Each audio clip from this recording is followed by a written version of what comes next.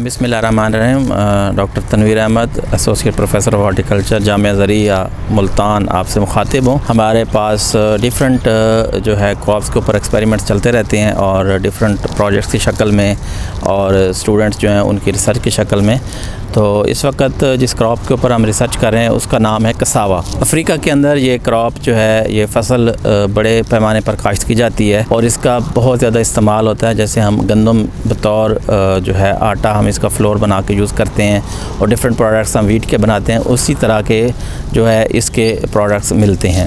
मेरे हाथ में इसके पत्ते हैं, ऐसे लगेगा जैसे ये सुंबल का पत्ता हो, लेकिन और ये पपीते से भी बड़ी हद तक मिलता जुलता है। तो लेकिन इसका नाम है कसावा।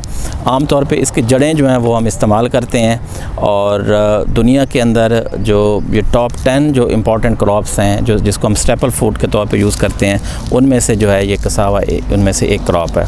ये हमने 2023 के अंदर कुछ पौधे मंगवाए थे वियतनाम से, फिर हमने उनको जो है यहाँ पे अडॉप्टेबिलिटी इनकी चेक की, इनको आगे प्रोपेगेट किया और फिर हमें इसके ऊपर जो है माली मुआवनत फ़राहम की है पार्व ने, पंजाब एग्रीकल्चर रिसर्च बोर्ड ने, हम उनके ममनून हैं। और अभी इस टाइम पीछे आपको फसल लगी हुई नज़र आएगी, ये कसावा की क्रॉप है और इसको लगे हुए अभी अब दूसरा महीना है। 8 माह की ये फसल है और इसकी रूट से जो है स्टार्च निकलता है और सागुदाना जो हमारे घरों में आम तौर पे इस्तेमाल होता है और बड़ा मशहूर एक प्रोडक्ट है, वो भी उसकी दुनिया में जो 75% प्रोडक्शन है वो कसावा से आती है। इसके जो क्रॉप है इसकी 3 तरह की जो है मुख्तलिफ़ किस्म की फसलें हैं। एक है जिसको हम कहते हैं कि बतौर जो हम फीड यूज़ करते हैं, आम तौर पे अपनी फूड के तौर पे इस्तेमाल करते हैं, एक इसकी किस्म वो है।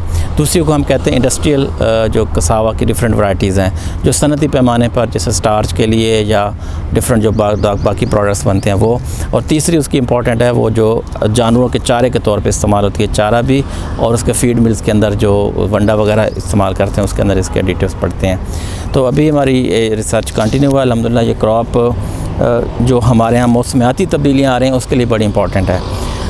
ये गर्मी भी बर्दाश्त करती है, ये क्रॉप सर्दी भी बर्दाश्त करती है और इसको आप जहाँ भी लगाएं, अगर खेत के अंदर लगा दें, खेत के किनारों के ऊपर लगा दें, तो ये आपको बड़ी अच्छी जो है वो पैदावार दे सकती है। 1 एकड़ के अंदर इसका 4000 पौधा लगता है। हमारे पास पौधे मौजूद हैं, अगर किसी साहब को चाहिए हो तो रिसर्च के पर्पज़ से हम उसको जो है प्रोवाइड कर सकते हैं। तो इसके जो है हमारे पास पौधे भी अवेलेबल हैं, 3 डिफरेंट वैराइटीज़ हैं और भी हम मुख्तलिफ जो वैराइटीज़ हैं वो बाहर से मंगवा रहे हैं इसको चेक करने के लिए। और ये किसानों के पास एक बड़ा अच्छा मुतबादिल आ जाएगा जो इस मौसमियाती तब्दीली को जो है वो उसका मुकाबला भी करेगी फसल, और जो इंसान हैं उनकी फूड को भी इंश्योर करेगी और जो किसान हैं उनकी जो प्रॉफिटेबिलिटी है उसको भी इंश्योर करेगी। साथ ही साथ हमने इसके ऊपर कुछ रिसर्च कर रहे हैं, जैसे हमारे यहाँ कुछ ज़मीनों में जो है वो नमकियात की ज़्यादती है, ज़मीनें हैं जिनमें नमकियात है, तो उसमें भी हम एक ट्रायल अब कर रहे हैं। तो उसमें भी देखते हैं कि इसके अंदर सैलिनिटी जो है नमकियात के आगे कितनी रेजिस्टेंस है, कितनी मुज़ाहमत है।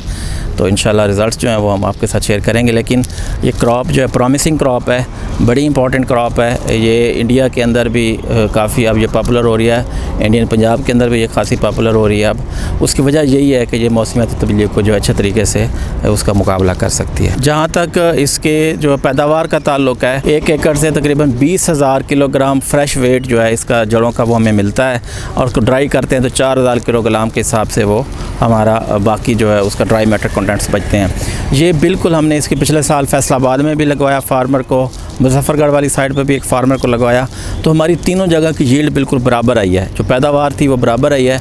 तो उस हिसाब से हमें लगता है कि ये क्रॉप जो है इंशाल्लाह ये इस मौसम के अंदर जो है सर्वाइव करेगी। और अभी बात हो रही थी इसके कसावा फ्लोर की, फिर हमने कसावा स्टार्च की बात की। तो जैसे आप बिस्कुट बनाते हैं और ख़ास तौर पे कोई पिज़्ज़ा बनाने वाले हैं तो इसका जो फ्लोर है पिज़्ज़ा के लिए बड़ा ज़बरदस्त जो है उसका फ्लेवर भी है और उसके लिए बड़ा अच्छा है। फिर ग्लाइसीमिक इंडेक्स इस फ्लोर का काफ़ी कम है, जो वीट है उससे तकरीबन 50% इसका है, 46 to 54% जो इसका ग्लाइसीमिक इंडेक्स है इस आटे का। तो जो शुगर के पेशेंट्स हैं वो भी इसको आराम से खा सकते हैं। बाज़ दोस्तों को ग्लूटेन एलर्जी होती है तो ये ग्लूटेन फ्री भी है, तो उनके लिए भी ये एक बहुत अच्छा मुतबादिल है। शुक्रिया।